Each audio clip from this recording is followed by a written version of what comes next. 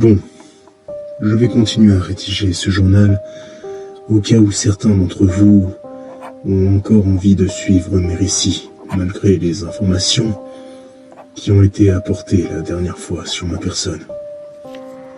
Et sur le type de personnes qui finissent en général dans le village. Je ne vais pas m'étendre plus longtemps sur le sujet. Je le ferai peut-être au fil du temps, si les sujets que j'aborde ont un rapport avec ma faute ou quand j'aurai terminé ce journal. Quoi qu'il en soit, nous en étions donc à la lettre E. Et la personne que nous allons suivre sera dès lors baptisée Hector. Ça commence par un H, mais le nom me fait penser au début de hectophobie, le sujet du jour. Donc, ça fera l'affaire. Il souffrait donc d'ectophobie, aussi appelée phasmophobie. Mais je préfère garder la lettre P pour une autre phobie. De fait, l'ectophobie est la peur extrême des fantômes. Mais alors que la majeure partie des gens souffrant de phobie les évitaient, voire les fuyaient comme la peste, ou bien essayaient d'en détruire la source, comme nous l'avons constaté dans les histoires précédentes, lui essayait de toutes ses forces de s'y confronter, comme pour prouver qu'il était plus fort que la peur. Mais son entêtement, son imprudence et son orgueil furent la cause de son arrivée ici.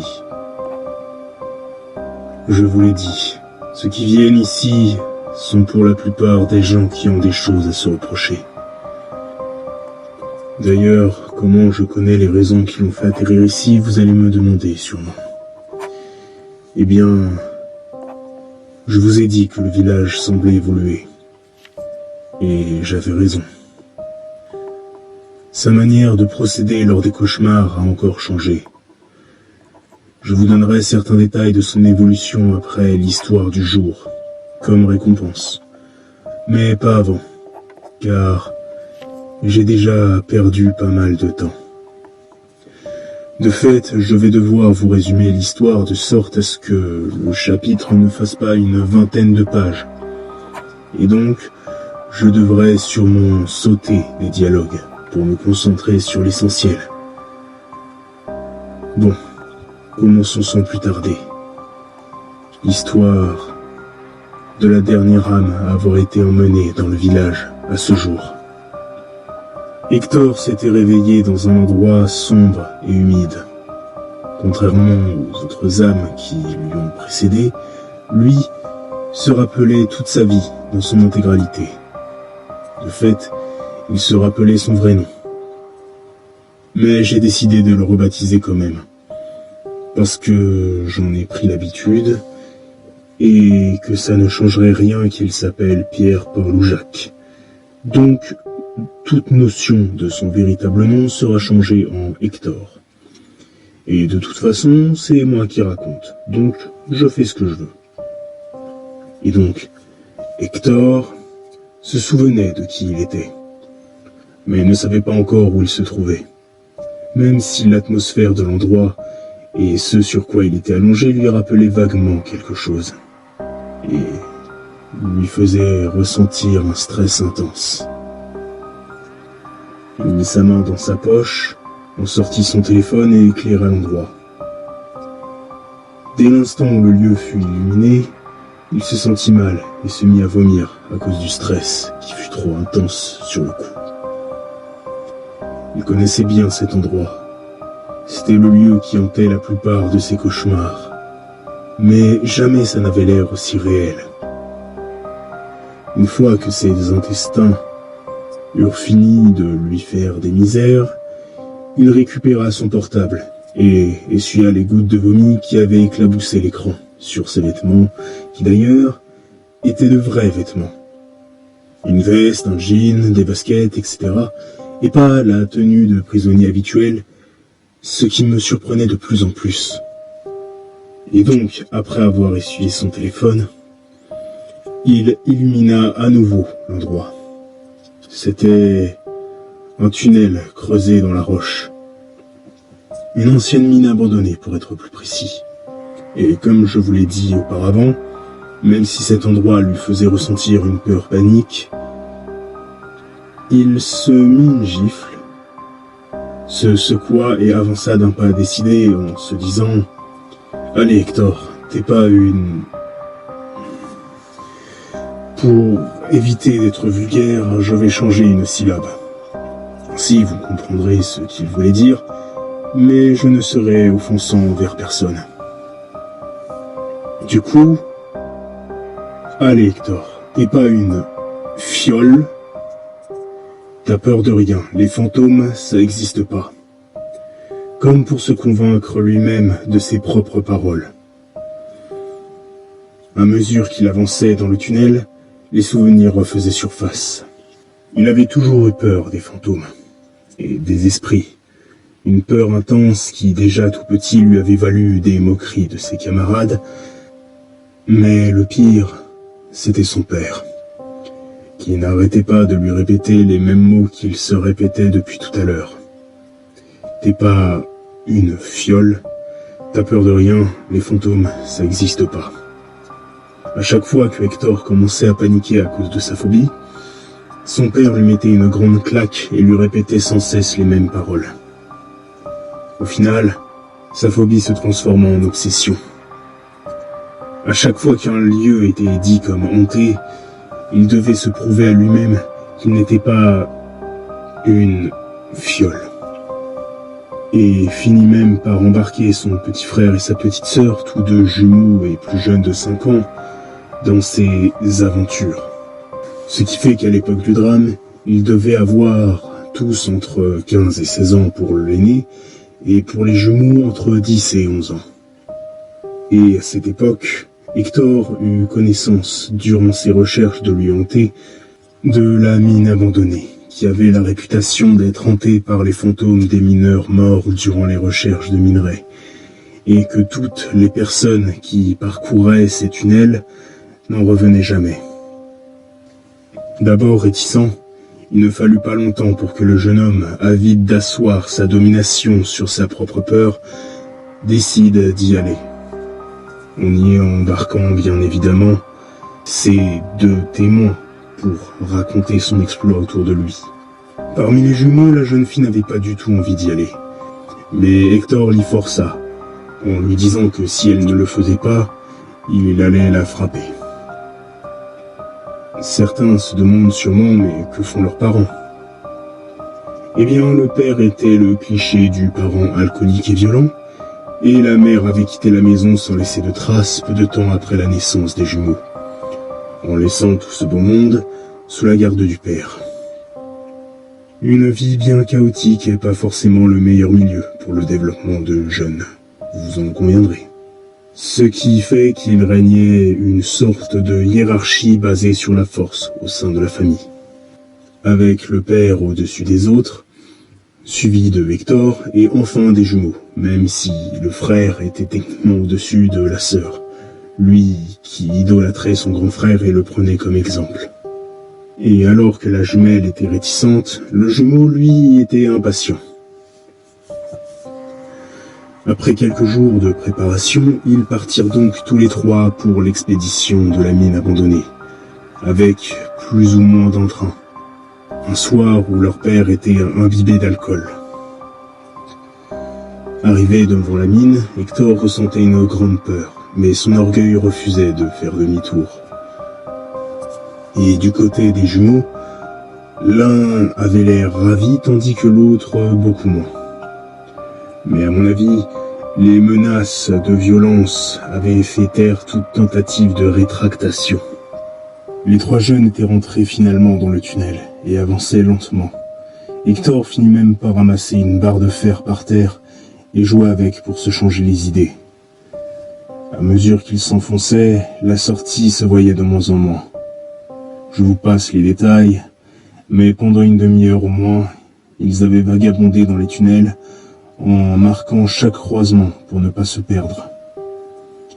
Et Hector commençait même à se sentir un peu rassuré au fil du temps, du fait qu'aucun fantôme ou autre chose bizarre ne se soit manifesté.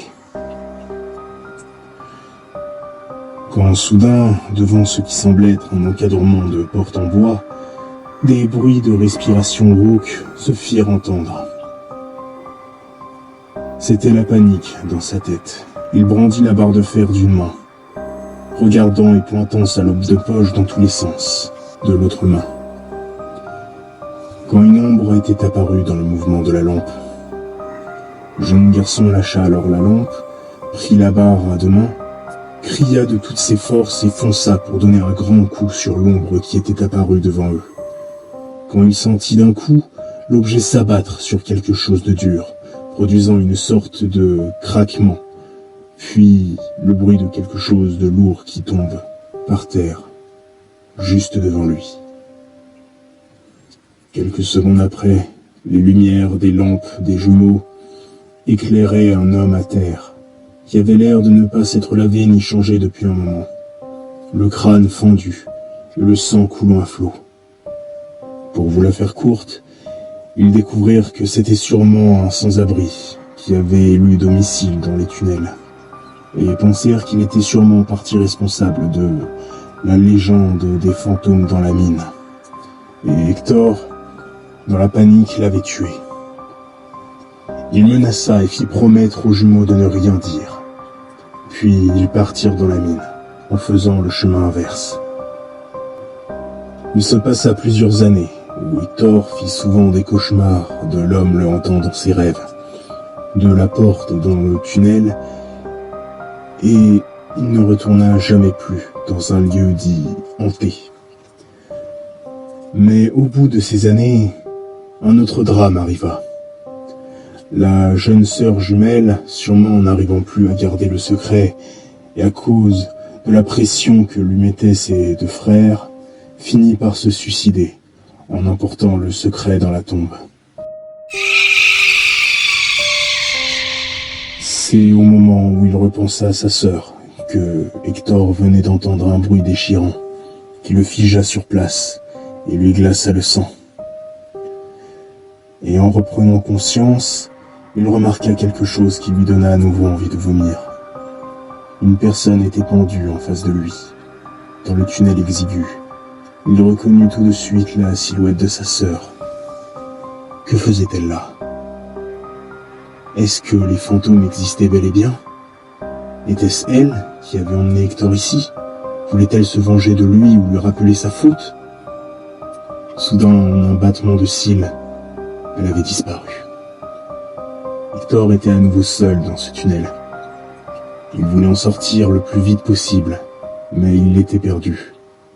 À l'époque, il y avait les repères qu'il avait mis pour retrouver son chemin, mais soit il était dans une partie de la mine qu'il n'avait pas encore explorée, soit les repères avaient disparu. Il avança à l'aveugle pendant encore un moment.